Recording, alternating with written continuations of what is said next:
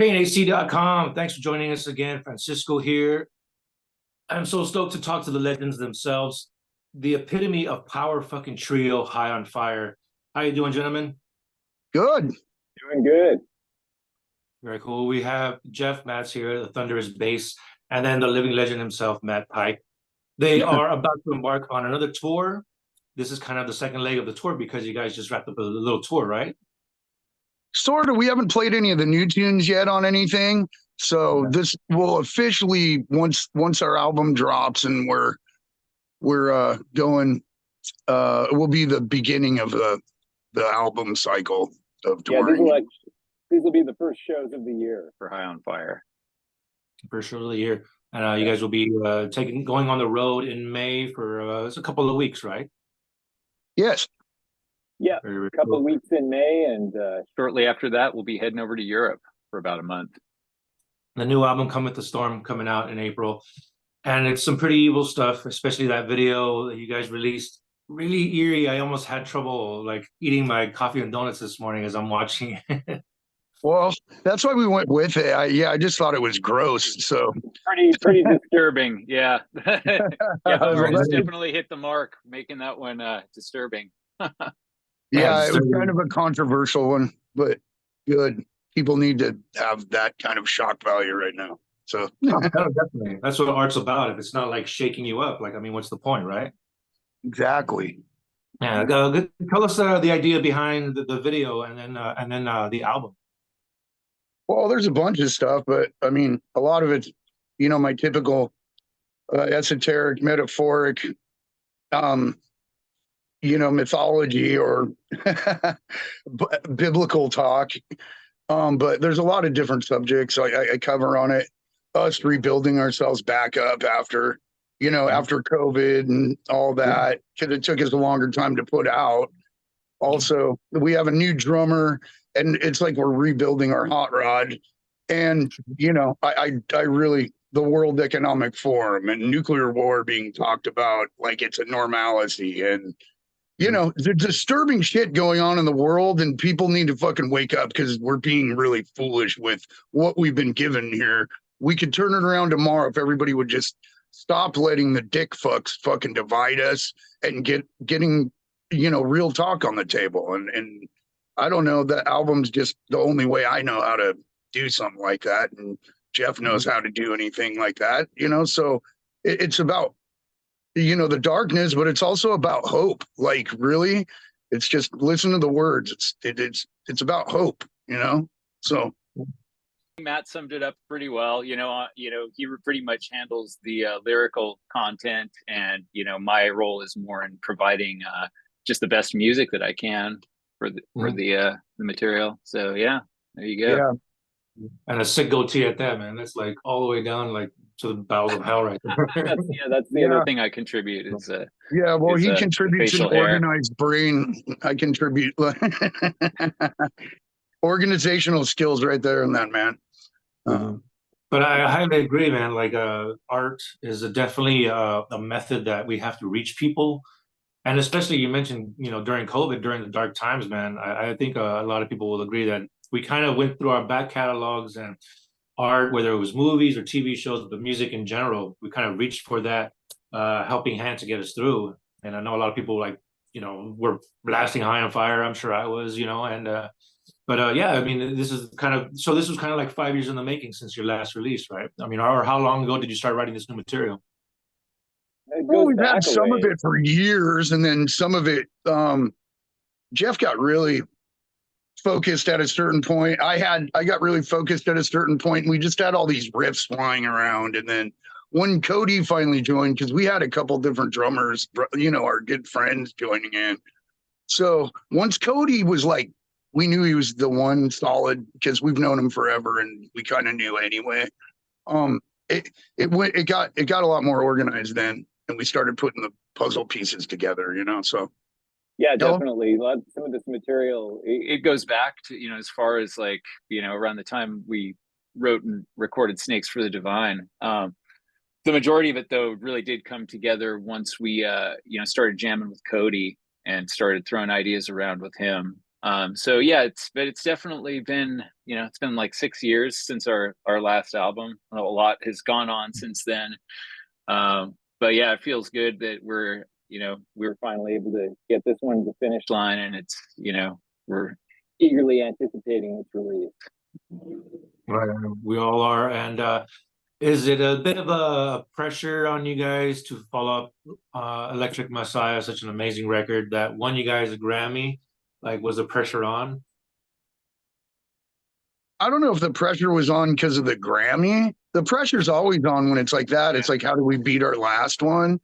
Yeah. But then you just got to kind of trust, like in Jeff and I just trust in each other's skills that we're gonna take our toolbox and make something different, but keep it in the same meat and potatoes vein as far as the blueprint, and then bring in other things, from outside influences. Jeff's been studying Turkish music, and I had different influence on this. I was like, doing like bagpipe solos on my guitar on it, and like there's some just strange stuff. There's that we brought in from outside influences. Jeff, if you want to elaborate. Yeah, I mean, like as Matt said, like the pressure's always on anytime, we're embarking on a new album. We're always trying to, be the best version of the band that we can, and bring our best material to the table. So, but yeah, definitely, the Grammy thing, that's, it's a little bit of extra mojo. Like, okay, yeah, we really need to do something special here. And also this being the first album with Cody, with our new drummer, that's another big factor. So we really took our time with it, and worked really hard at it. And I think we're all really happy with the results. Good, good. And I think taking your time is wise. Like, I kind of feel like a lot of bands have fell into this custom of like just releasing an album almost every year, or maybe like within 2 years. And it's like, I don't know, I just feel like you're just throwing so much at a quick period of time, and you're trying to tour. You have these touring cycles. 5 years is like a generous like gap between albums. I think it lets you marinate in your juices, so to Yeah, speak, right? it makes it more gourmet. It's like making top ramen, or you can like make a 9-course dinner and make it gourmet. Yeah, right, So right, you right. have to have the proper spices and nice ingredients. Totally, What the totally. hell? I'm so fucking fucked. I think it's good to have, some general deadlines imposed upon yourself, but at the same time, not to rush things. It's like it's ready when it's ready. It's ready when you have something that you're satisfied Yeah. with. Like we only put a deadline on ourselves if we're all like, being lazy or something, or procrastinating. Then we'll put a deadline on ourselves and not let someone else do it to us. And since the time that the songs were pretty much complete, and the moment that you went into the studio, how long was the recording process? Went on for a while, just between, the actual tracking of the album. We did the initial tracks at God City in about, it was kind of broken up. Like we did tracking the drums for like, I think 2 weeks or something. And then we took a break, came back home, and we played a show in Portland. And then we headed back to the studio and did like guitar and bass overdubs. I think that was another 2 weeks or so. It seemed like the whole thing was about 5 weeks between tracking and, mixing and mastering, it seemed like. And we did, there was some additional tracking. Like I recorded some of the bass tracks on the album at home, actually. And Kurt reamped the tracks in the studio, recorded some, Turkish saz tracks as well with another engineer here in Vancouver, Washington, where I live. So, and then the actual mixing took place several months later over the course of a couple of weeks. And then there was an additional gap between the mixing and the mastering. So it was like over the course of like almost, I guess like maybe like 8 months or so, but it was all kind of done in chunks. Sure. Yeah. Taking your time, making sure everything's like, the I's are dotted and the T's are crossed, right? So I think it definitely worked to our advantage because we had time to kind of live with the material in various states and make alterations until we had something we were totally happy with.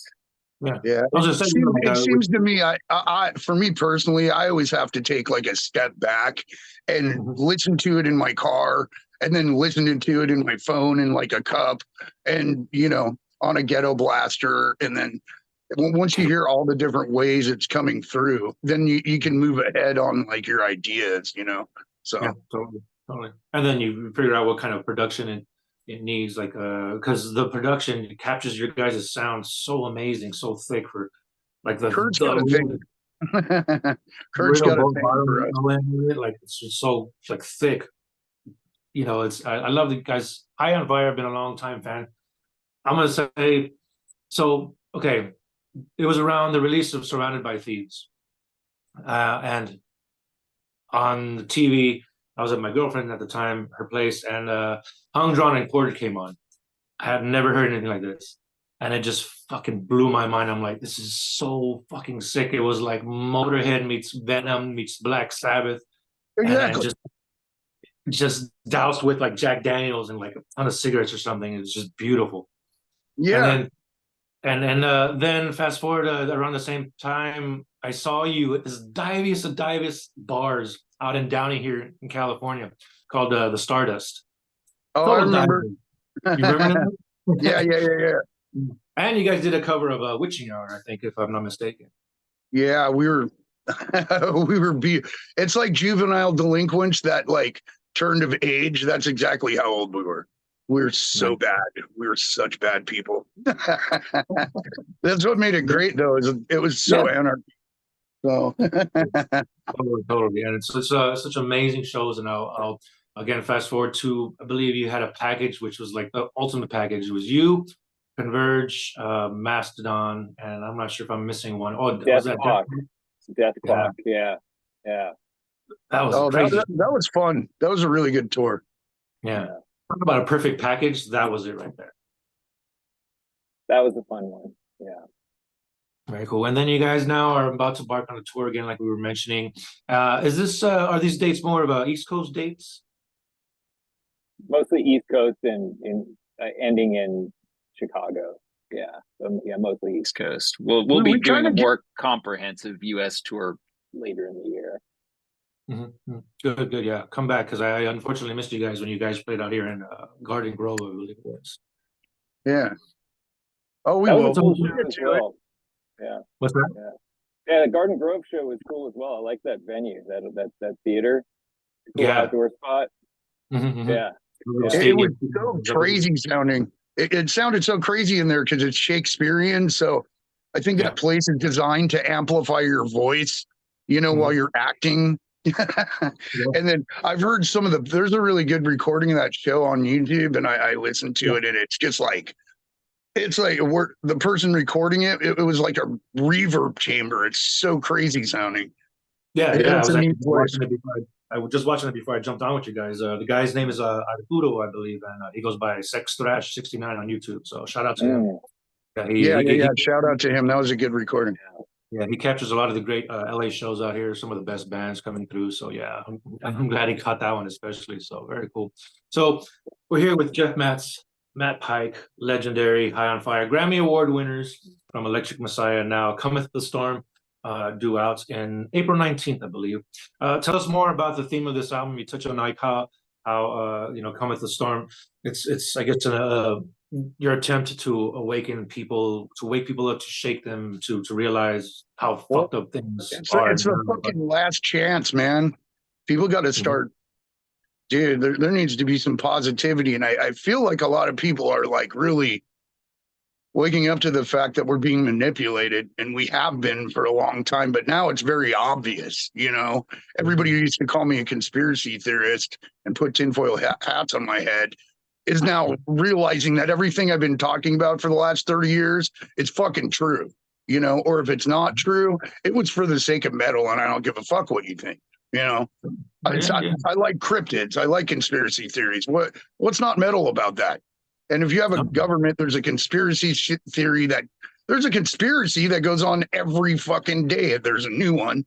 So I don't know why a conspiracy theory is meant to be a theory. They're mostly fact, it's just three or more people doing something illegal. So I don't know. No, I feel that. I feel that. Like it's kind of almost frowned upon. Like they kind of like a joke to some people, but it's like it's just They're because we scared question of it. things. You know, we question things. You It's know, they're what's wrong scared with of that? it. They don't want to fucking think about, ooh, maybe there's something wrong. They don't want to think about that. They like Yeah. living in a fucking bubble, man. And Yeah. you know, about time to wake up. Serious. Yeah. You're gonna be woken up real rudely if you don't think about it. Yeah, I mean, you have Simpsons right here, pretty much predicting the future every fucking episode, telling you what the fuck's gonna happen. You know, why would it be any different? You know, so but Mhm. yeah, tell us. So we have some gearheads that like to tune in and watch these interviews. Tell us about some of the equipment, whether it's pedals, your heads, the amps. What are you guys using? What did you guys use in the studio, and what are you guys checking on the pedal? Well, I usually record with Soldanos, and then this one I'm not sure because he reamped a lot of stuff. So when you're in a studio and you reamp, you go through a DI, which captures the signal, and then later on you can put that same playback through a different amp and reamp it if you don't like what you had before, you want a different sound on it. So, and I was talking to him. There's a few things where I think he used a Gorilla. I brought a little Gorilla amp from the 80s, a little tube stack that I wanted to use. And then his friend brought one over, and I think Kurt might have used that. I don't know. I could hear that, but mostly it's Jeff's Soldano hot rod. I sold them for guitar heads, and we used a wide array of pedals like Daredevil and Earthquakers and yeah, just all sorts of stuff. You know, we have Yeah.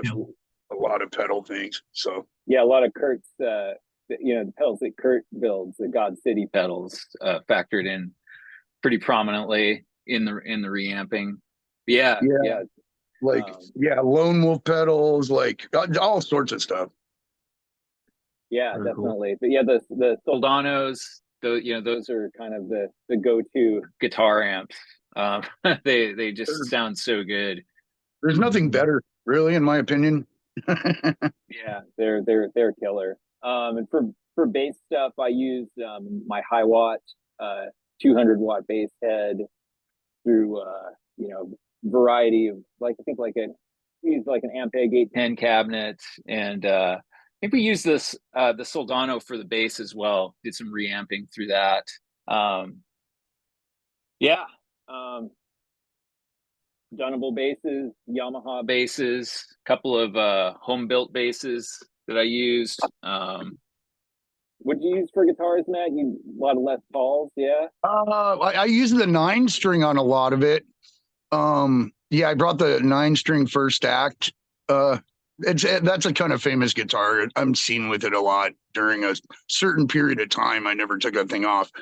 And then I had a 3 pickup Les Paul, a couple of those. There's an artisan one, and there's a just blonde one that's beautiful. And I used an SG with some Lawler pickups in it. So I have one, 2 guitars with Lawlers, and then one with Lace, which is my I don't think my yeah. And I did use the new Seeger with the 3 pickup set, which are my fire spitters. Not to do a dirty plug, but fire spitters are on sale. And I have a Seeger guitar that is just absolutely amazing. And it's one of his YGs, are they called? It's a YG. Yeah. It's a custom made YG hot rod. And yeah, that's about it. 5 guitars. Yeah, I used for the rhythm guitar tracks I did. I used I've got an '89 Les Paul Custom. It's like solid silver custom That's color awesome. with a black binding. Yeah, it's super cool. That's one of the best. You have the red one too, the one that looks like my red one, right? Yeah. I also use the Les Paul Standard. It's a '91, which is it's like a year off from Matt's your old sleep guitar. Yeah, I always use that guitar too. It goes on the recording somewhere. Yeah, very cool. Yeah. Not to interrupt. I'm super hyperactive today. So the gearheads are stoked to hear about what you guys are working with. You mentioned now the new drummer, Cody. Is that what you said? Mm-hmm. Cody Willis, yes. Cody Willis now. Quite a drummer. Behind that man destroys. Actually, he's killing it right now. Yeah, and he killed it on the record. What he brought to the table for the new album. Oh yeah, he was a pleasure to work with. and it took him a minute to get used to. He's a left-handed drummer, so I was always on like the other side of his set, so it sounded weird in my ear, like his cymbals were on the wrong side. You know what I mean? Which is kind of hilarious, but no, he's wonderful, and well, I was saying before, like it was hard to lose. Dez took his hiatus, and like we're on good terms and stuff. He's such an incredible drummer, and then so we weren't trying to fill his shoes. He just took his shoes with him, and Cody put his shoes where the shoe rack is. His shoes go to there now. So yeah, Cody's a very different, very, very different drummer than Dez, but he understands High on Fire's music and sort of the aesthetic and sort of what we're going for sound wise. So it's really, it's really cool to hear his drumming style with the riffs that we throw at him. And yeah, he did just an amazing job on this album. A lot of fun to write with. He's a really creative guy, and he brought a lot of really good ideas with him, and yeah, I think it really made for a really powerful album. The drums are a large aspect of why I love High on Fire. The big thunder, the thickness of the drums, backed up with Jeff on bass, and then Matt just rounding it out with your gritty vocals and guitar ripping. Beautiful stuff. Cometh The Storm, out April 19th. You guys are going to hit the road soon, coming in May. Any last words, anything that you want to tell your fans, new and old, about the new album or the tour coming up? I think the album title says it all. And good night. Jeff? Yeah, we're just excited to get back out on the road and bring some of these new songs to you. And yeah, just thanks for all the support, and hope to see you out at the shows. Very cool, thanks man. a lot, man. Yeah.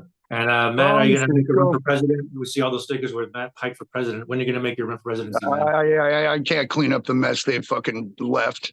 Yeah, whatever. I'd be like that guy in fucking Argentina that runs around screaming with chainsaws and shit. He's like the president now. That guy's fucking crushing it. He batters everybody. Have you watched that dude? Look at the president from Argentina. He's fucking crazy, dude. That's what it's going to take, I think. No. Yeah, man, crack some skulls and just wheel some chainsaws, and then they'll get fucking people in line, But yeah, we got to take the power back, man. We got to take the power back, and music is hopefully that gateway drugs that wakes people up and gets people going, man. But yeah, gets people thinking. Yeah, at least that. Yeah. But gentlemen, thanks for your time. It's gone by so fast. Again, huge fan of you guys. Thanks for a few decades worth of just amazing High on Fire riffage. Look forward to the new album. I'm looking forward to everybody hearing this new album and just blowing it up. Hopefully another Grammy nomination for you guys. And cheers to the High on Fire Cap. Thank you, brother. Yeah, Thank you guys you. take it on the road, right? Safe travels. Cheers. Later. Cheers. Thanks, Francisco. Bye. Yeah.